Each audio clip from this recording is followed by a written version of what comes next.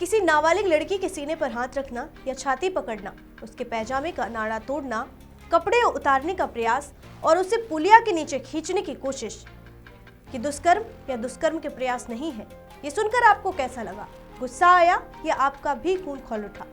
ये बात सुनकर आपको गुस्सा आना जायज है, लेकिन ये बात मैं नहीं कह रही हूँ, ना कोई अनपढ़ व्यक्ति ये कह रहा है।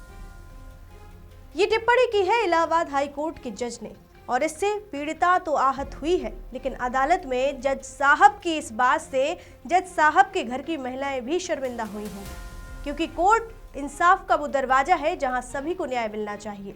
लेकिन अफसोस, हमारे देश के कुछ जज इतने गंभीर मामलों को भी हल्के में लेकर कुछ भी कह देते हैं। बशर्ते अब पीड़िता के लिए राहत की खबर सुप्रीम कोर्ट से आई है, क्योंकि अब सीजेआई ने हाई कोर्ट की इस टिप्पणी पर जज को फटकार लगाई है। देखिए ये रिपोर्ट। नमस्कार, मैं हूं आराधना नामदेव, आप देख रहे हैं वीके न्यूज। जब कोर्ट के द्वारा इस तरह की आपत्तिजनक टिप्पणियां की जाती हैं, अदालतों में सुनवाई के दौरान इस तरह की टिप्पणियां बड़े बहस के मुद्दे बन जाती हैं। पिछले दिनों भरी अदालत में एक वकील ने जज पर जूता कांड किया। क्यों? क्योंकि यहाँ भी जज साहब ने भगवान पर एक गैर जरूरी टिप्पणी की थी। किसी लड़की के साथ छेड़छाड़ या रेप जैसे संवेदनशील मामलों पर देश की अदालतें इस तरह की टिप्पणियां कैसे कर सकती है? देश की सबसे बड़ी अदालत ने यौन अपराधों के मामलों में जज कैसे फैसला लिखते हैं और क्या क्या बोलते हैं, उस पर बेहद सख्त रुख अपनाया है।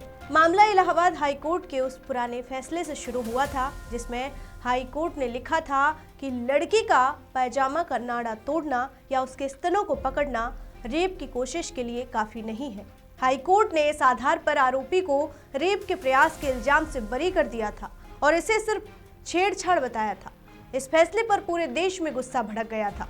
क्या न्यायालय के लिए इतने संवेदनशील मामले भी एक मजाक की तरह हैं? शर्म आनी चाहिए ऐसी टिप्पणियां करते हुए, क्योंकि ये पहली बार नहीं है जब महिला संबंधी अपराध में एक नाबालिग को न्याय मिलने की बजाय एक बार फिर मानसिक प्रताड़ना झेलनी पड़ती है। लेकिन अब राहत भरी खबर आई है, जिससे एक बार फिर पीड़िता का विश्वास न्यायालय पर बने। सुप्रीम कोर्ट ने खुद इस मामले को स्वतः संज्ञान लिया है और उस फैसले को पूरी तरह पलट दिया है। मुख्य न्यायाधीश जस्टिस सूर्यकांत और उनकी बेंच ने इलाहाबाद हाई कोर्ट की भाषा और सोच पर बेहद कड़ी टिप्पणी की है। सीजेआई ने कहा, ऐसी दुर्भाग्यपूर्ण टिप्पणियां बिल्कुल बर्दाश्त नहीं की जाएंगी। खासकर हाई कोर्ट जैसे बड़े कोर्ट को तो बहुत ज्यादा संभल कर बोलना चाहिए और लिखना चाहिए। ये शब्द समाज में गलत मैसेज देते हैं और पीड़िता के दर्द को बहुत छोटा करके दिखाते हैं। कोर्ट ने साफ कहा है कि अब पूरे देश की सभी अदालतों के लिए नई गाइडलाइंस बनाई जाएगी। इन गाइडलाइंस में साफ साफ लिखा जाएगा कि यौन अपराधों के केस में जज को कौन सी बातें बोलनी है, कौन सी नहीं बोलनी है, फैसला लिखते वक्त कौन से शब्द इस्तेमाल करने हैं और कौन से बिल्कुल नहीं करने हैं। जस्टिस सूर्यकांत सुनवाई के दौरान बोले, अगर अदालतें ही कहेंगी कि नाड़ा तोड़ना और छाती पकड़ना रेप की कोशिश नहीं है, तो पीड़िता भला कहाँ जाएगी? वो न्याय की उम्मीद कैसे रखेगी? यौन हिंसा सिर्फ शरीर तक नहीं, दिमाग और आत्मसम्मान को भी तोड़ता है। उस दर्द को कम करके नहीं आंका जा सकता। कोर्ट ने ये भी कहा कि अपराध की गंभीरता सिर्फ ये देखकर नहीं तय की जा सकती है, आरोपी ने आखिरी कदम उठाया या नहीं, आरोपी का इरादा क्या था या पीड़िता पर क्या असर पड़ा है इसका। ये दोनों चीजें बहुत मायने रखती हैं। सुप्रीम कोर्ट ने आज सिर्फ एक गलत फैसला पलटा ही नहीं, बल्कि पूरे न्याय तंत्र को एक बड़ा मैसेज भी दे दिया है कि अब यौन अपराधों के केस में पुरानी पितृसत्तात्मक सोच और असंवेदनशील भाषा बिल्कुल नहीं चलेगी। आने वाले कुछ हफ्तों में सुप्रीम कोर्ट अपनी नई गाइडलाइंस जारी करेगा और उम्मीद है कि उसके बाद निचली अदालतों से लेकर हाई कोर्ट तक हर जगह पीड़िता के साथ ज्यादा संवेदनशीलता और सम्मान के साथ पेश आएंगे।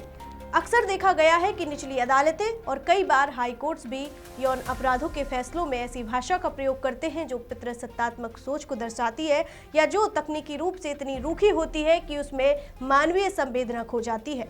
सुप्रीम कोर्ट का उद्देश्य अब एक ऐसा फ्रेमवर्क तैयार करना है जो जजों को बताए कि संवेदनशील मामलों में फैसले लिखते समय किन शब्दों का चयन करना है और किन तर्कों से बचना है।